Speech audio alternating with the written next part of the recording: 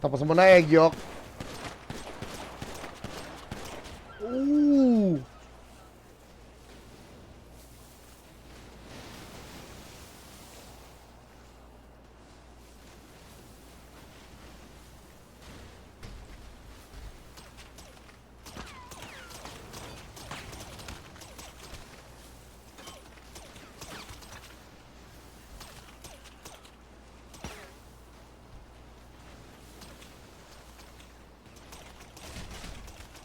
Naku po, baka maubos pa kayo.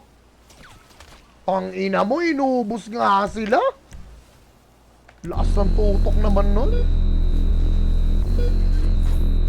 Naubos na yung apat dito.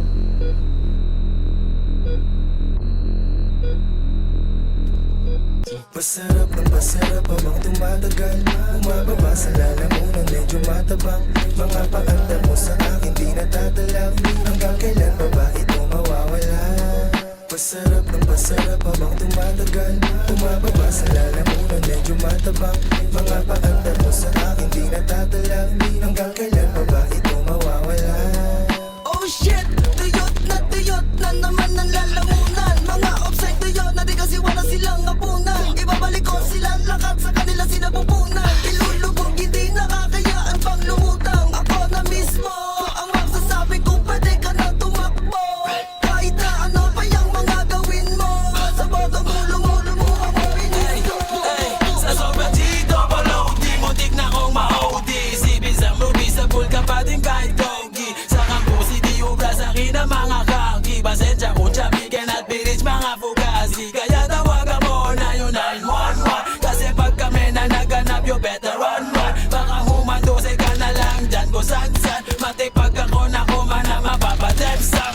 Mataya-taya yung maiwanan dadapa. Pagsiwing kumakana yung beat biglang nawawala. Ayun sa pool ka na sa ulo para bang si Kurt Cobain. Pag sinabi ko na bomba literal hindi ko pain. Kaya tawagin mo na pare yung 911. Wala bakal yung kanyang bibig na ipaganda. Pag kami lumalapag alam mo yung gang sign. GHR, YG2s pagka-click flatline.